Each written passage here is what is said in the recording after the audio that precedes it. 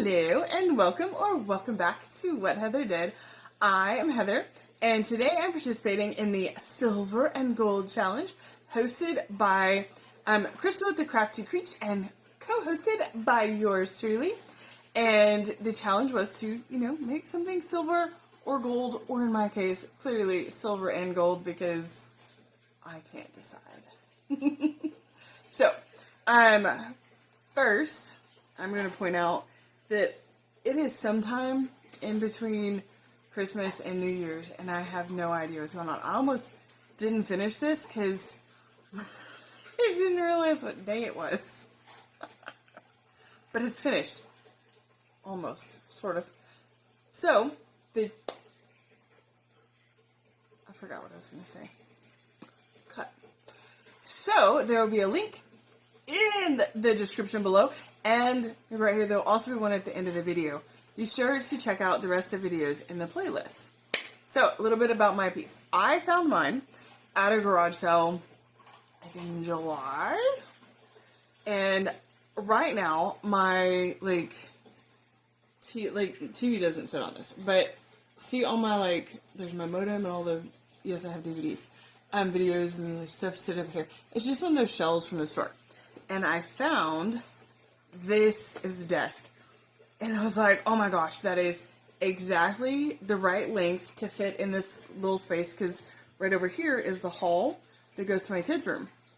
So there's just this little space, but I didn't want anything very deep either. So I was really like, I'm just going to build something that would look nice there, and then I found this, and I was like, it is perfect. And the lady who was selling it was like $10 because she's like, there's so much damage, it needs to be really worked on. So $10. And I was like, absolutely, I'll take it. And it has been sitting. It's been sitting over there for months. Also, that sound is my dog. I don't know. He just sits and cries. I don't know what he wants. I don't even think he knows. Anyway, so it's just been sitting there for months while I tried to decide what to do with it. So, I would like to take you along to see how I transformed it into my silver and gold, I guess, entertainment center. Alright, so check this thing out. First of all, I'm going to point out that it also doesn't sit level. The whole thing leans backwards, which is awesome for a desk. I absolutely cleaned this as soon as I got it. I sprayed it down with like a bleach water solution, wiped it down. But there's still, I don't know, there's some water damage, clearly.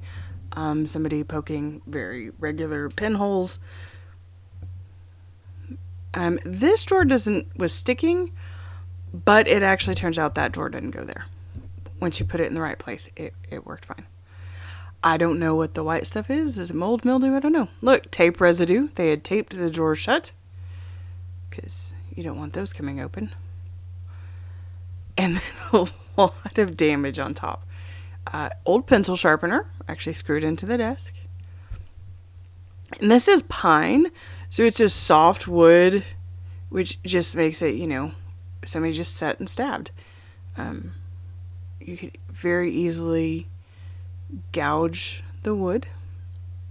That gold was from me on another project. And here is a problem you will run into with solid wood is over time you had the panels that were used to make up this larger panel and they start to split.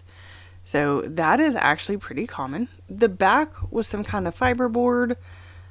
And some of they had this base. I don't know. I didn't really care for it. But at first I was kind of thinking I'd leave it. But again, it doesn't sit flat or level, so it seems silly.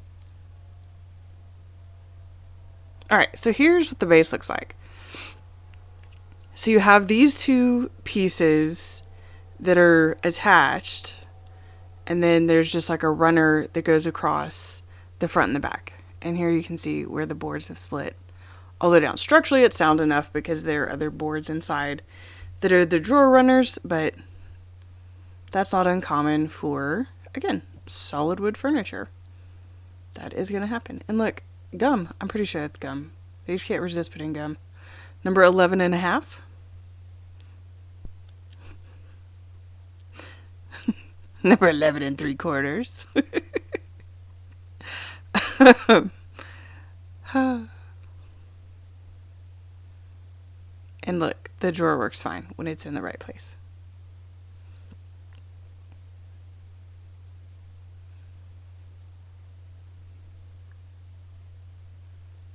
And there's some problems with, like on the sides you have these pieces that kind of make the little rounded part. On the sides, I'm taking this off to see if that helps level it out. It was just attached with some really big nails, so I just hit it until it came off. And you can see on the side here where those little things are coming apart. There had been some kind of a wood filler or something, and that was coming out. So, and this still didn't sit flat, so I was like, I'm going to take these little feet off. So I just hit them with a hammer. Probably should have been more careful. I just added to the damage that was already there.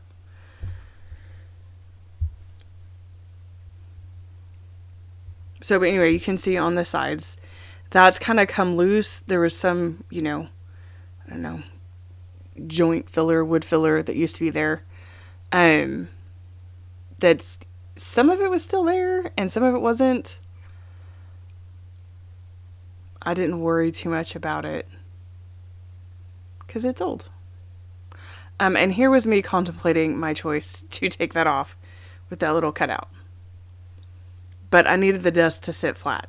Like, I don't need stuff rolling off the back of it. So, those had to go. And I had a piece of trim that I'm going to put at the bottom. That will be fine. So, it's okay. And the really big nails that are on the underside, I couldn't get out from the back. So, I just kind of had to bend them. Here I am. I need a support to attach my shelf to. I end up attaching the shelf, which I realized when I was making this video that I have no footage of, but it's okay. I attached the shelf with pocket screws, but I wanted something for it to sit on so that I could make sure it was even when I attach it. I also need a support because I'm going to put a board across this whole center to make it look like, one solid piece there. And so I needed something to attach that to as well. So I'm just attaching. This is actually part of the little, if you notice how chewed up it is, that piece that went across where like your feet would have been. So I just cut this into pieces to use because I don't need to waste it.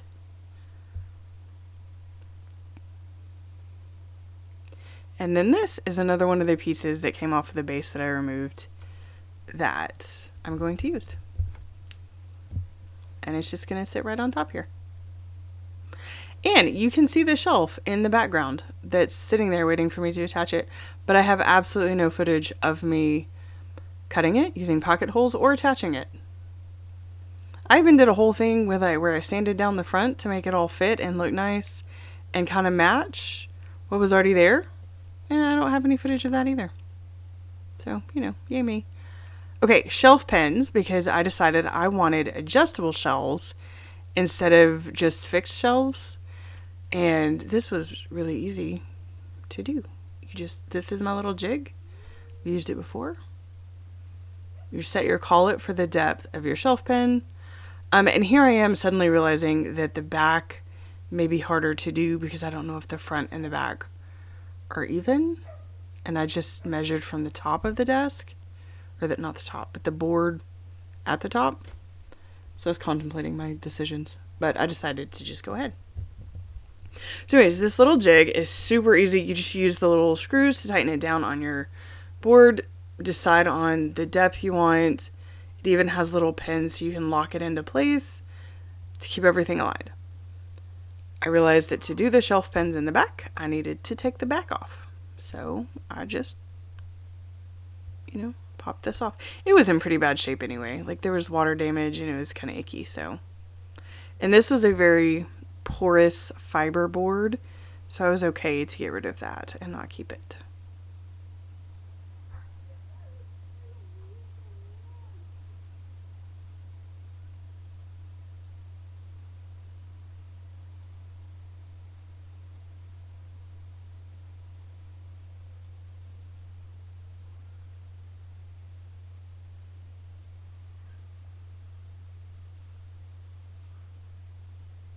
and then set it to the side. But notice I gotta make sure to pick up all the nails that just came out. Celebrate! Yay! And then this actually worked out really well with the shelf pin jig, because it turned out it was all at the same height and even, and the board in the back still, this was able to attach, so this still worked out fine.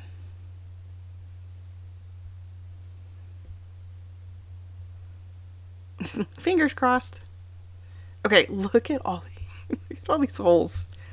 Like literally some kid was just sitting there stabbing this desk. Or adult. I'm not going to judge. Could have been an adult. So I was using Bondo, you can see, to fix, or not fix, but fill in those holes. Because at first I was like, oh, it doesn't need to be that smooth. And then after really looking at it, I was like, but I'd like it for it to be a little bit smoother. So I used Bondo to kind of make a layer over, honestly, most of the top. I also did the drawer fronts where there were some pretty deep gouges, and the side for some of the bigger splits up towards the top. This is just going to make a very smooth surface, and it'll help kind of support that split, make everything look a little bit nicer. Also, do I notice now that I have that plastic spatula spreader thing that I can't think of the name for right now sitting there, and instead I'm using my popsicle stick. Yes. Why make things easy on yourself when you can just make them more complicated?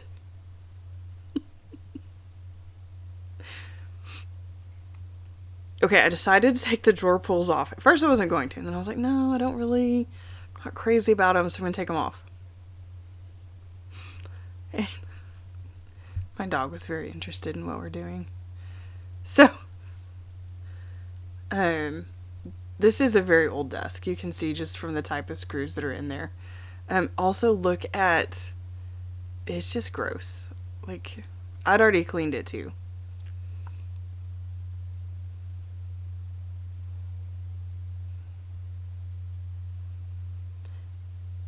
The bottom of the drawers is also that same fiber board that the back was on. So here you can see like the shadow from where the drawer pull was, which is gonna make it hard to hide. But look at, this is another drawer. I couldn't scrape that nastiness off with the screwdriver. I actually had to scrub. So I got a scrubber and scrubbed. That was so gross. I'm so glad I decided to do that. And then it's time to sand. And if you ever thought you don't need to sand very much, you're wrong. Sanding takes forever.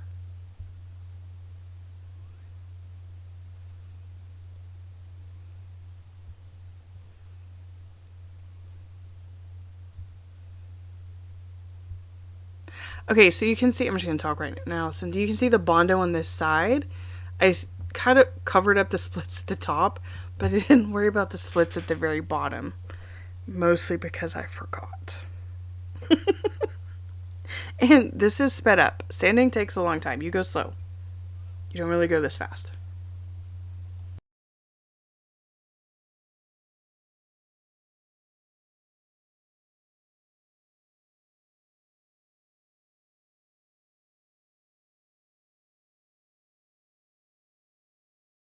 Okay, so I just finished sanding. But I realized right before I started filming this, I actually hadn't finished sanding. I still have to sand the outside and the inside of the drawers to freshen those up. But I've sanded everything else. I mean, I think sometimes one of the things we skip, since we don't want to show the sanding, is how long sanding takes. I sanded some yesterday, and then I started sanding this afternoon. It's been like 3 hours, and I just finished sanding. And then like, I can be like, look, I go through so much sandpaper. Try that again. They stuck together. So I can be like, look, sandpaper, sandpaper, sandpaper, sandpaper, sandpaper, sandpaper. Oh, those were stuck together. Sandpaper. You go through a lot of sandpaper, and it takes a really long time. So if you're gonna do something, don't skimp on the sanding. You want a really good foundation, because then, and my eyes are also red. Isn't that pretty? Because you want to have the dust and stuff. Yes, I wear a mask and eye protection. You want a really good foundation. You want a smooth foundation, because if you don't have that, it's going to show up in your work later. If you're painting, it'll show up in your painting. It will show up. So you want to make sure you have, there's little birdies flying over here. You want to make sure you have a really nice foundation. So you want to sand really well so that you have, I keep saying a good foundation to work with. But, so I did 60 grit, then I went to 80, and then I went up to 120. And I did some hand sanding on the curves and other areas. I'm not going any higher than that. That'll be fine for what I'm going to do, because I'm still going to prime and then paint. But that's what I did, and it takes a really long time. So if you're wanting to do something, don't skip the sanding, because it seems like you don't have to sand that much. Okay, so here I am with my desk. Ready? Okay, so now you might be thinking, be like, oh my gosh, did you really use 60 grit to sand that? Yes, and I could get away with it for 3 reasons. A, I put on that Bondo pretty thick, because I had a lot to cover up. So just put, I mean, not thick, but like there was this layer over the whole thing. There was this thin layer, right? And I needed to sand through that to get to the wood that was there, so it was nice and smooth. So I'll show you. You can see some areas. This is still a little bit thicker, but it still feels smooth. And look, you can see all the little pin stabbings. Like this was that little cluster right here. All that's filled in all those holes. So, the 60 grit helps me to get through the Bondo. 2, this finish is actually pretty thick. And sanding, I did get rid of some of through the finish in some places, and I got rid of some of the like lighter scratches or stabbings that weren't quite as deep. Those wouldn't be quite as noticeable. And like this little set of like gouges right here, the Bondo settled in here, right here. This is just like kind of, it actually feels smooth. But you can see the finish is still intact in a lot of places, because this finish was thick. It's okay. I wasn't planning on removing all the finish, so we're good. And D, this is solid wood. I don't have to worry about going through the veneer. It's solid wood. So, I didn't actually damage anything or burn through the veneer. 60 grit was okay. So I went 60, 80, and then 120, and then stopped there, because that's going to be good for what I want. Now it's time to paint. Woohoo!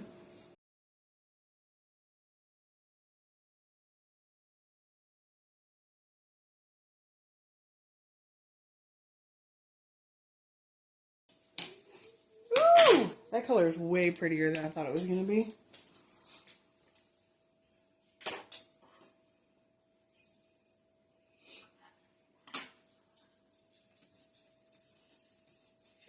I like this color. Yay.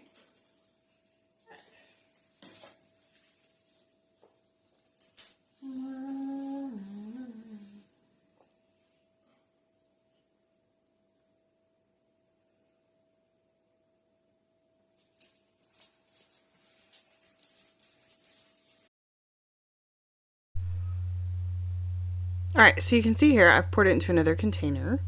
Also, if you were looking at this going, wait, you said you were going to prime. I did. I was about halfway through the top when I realized I forgot to do that. So if this weren't for me, I would have absolutely gone back, sanded that off, and then primed it. Because pine can definitely bleed through. You get those tannins that bleed through. Also, the Bondo is going to have a different texture. So I usually use Zinzerben shellac-based primer or whatever on something like this. And I forgot. Plain and simple. So, yeah. But I was like, you know what? We're just going to go with it and see what happens. It'll be fine. Look how pretty that color is. Okay, so Gilding Wax. I decided I couldn't decide between silver or gold, so with both.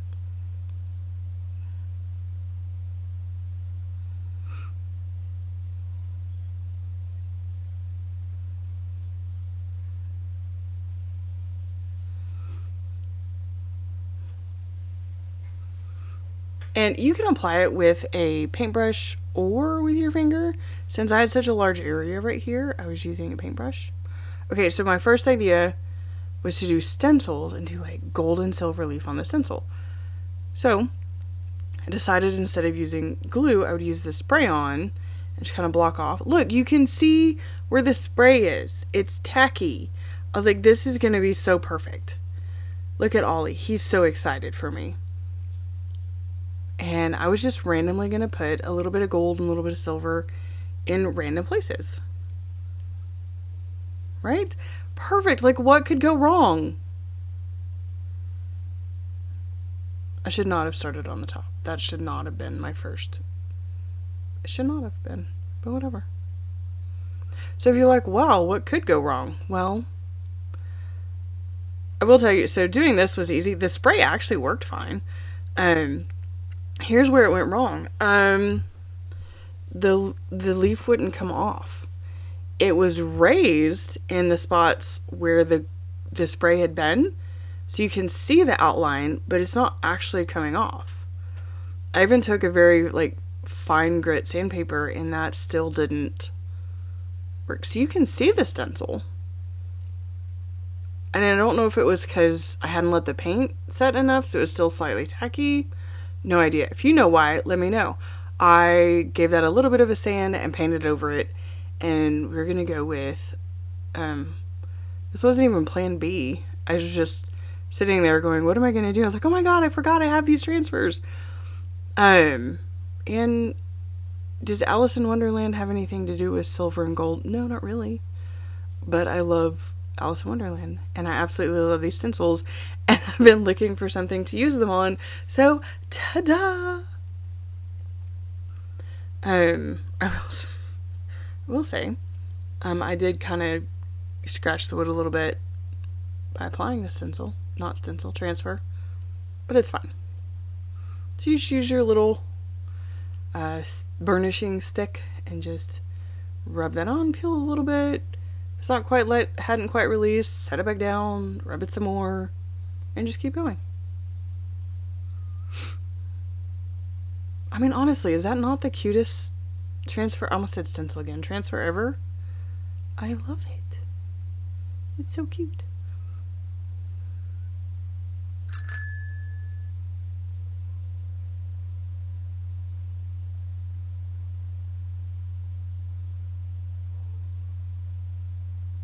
Okay, and when you're doing this on the drawers, make sure your drawers are right side up so you don't put your transfer on upside down.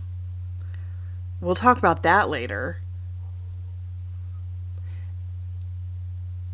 And the edges really are the hardest for me to get going. I don't know if that's for everybody, but once I get the edges down, the rest goes pretty quick.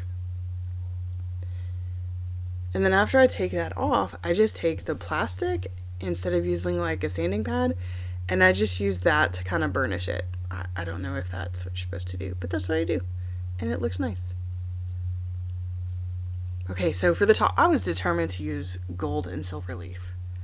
So since my stencil didn't work, I was like, what if I just put, I was at the dentist and they had art that had gold leaf on it, and it was just like randomly placed. So I was like, what if I just make some random brush strokes and put gold leaf, silver leaf on that? So that's what I did.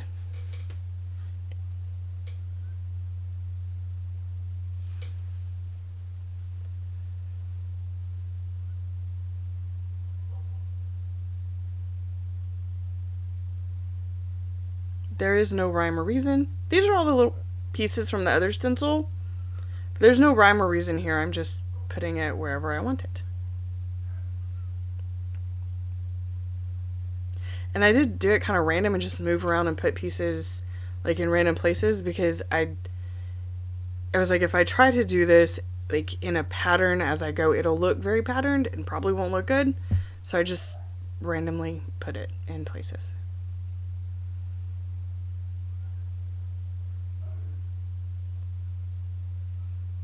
Also, I don't know if you can hear my daughter in the background right now. She's playing with the dogs, and I think she's barking at the dogs.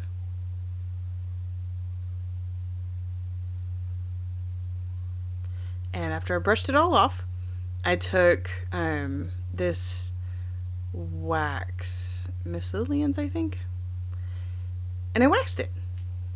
Just take a big brush, wipe the wax on, and I did the whole piece over the transfers, over the gold leaf. I tried to avoid the gilding wax as much as possible, but I just went over the whole thing. And then after it's had time to set for a little bit, you just buff it, take a, soft cloth and buff it. And I happen to use a old pair of pants, or part of an old pair of pants, and just wiped it off.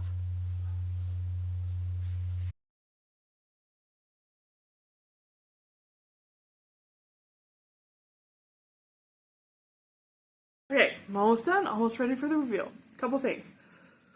First, I do have two adjustable shelves. Got it sanded, ready to go. I did decide to go with spray paint because it's going to be durable and I don't need to top coat or anything like that. So, I don't have any silver spray paint, so I only have the gold one done. So I can still got to get that. Second, you might notice there are no drawer pulls because I couldn't decide on what I wanted. I haven't decided. There's enough space at the top for like over the drawer pulls. So I might get those. I thought about the cup pulls. I just can't decide. I also just thought about like red roses. What do you think? Red roses? Gold pulls? What do you think? I don't know. Third, see, Dinah down here is upside down because I didn't make sure that the drawer wasn't upside down when putting that transfer on. So make sure to do that. I paired it with a transfer that said we're all mad here. So that's why Dinah's upside down. I could have sanded it and fixed it, but I thought Dinah with her little ball of yarn was cute, so I left it. Okay. You ready to see it? You ready to see the whole thing? Because I love it. I know this is not going to be everybody's style, but I experimented with some new stuff and had fun with it, and overall I like it, and I think it's going to be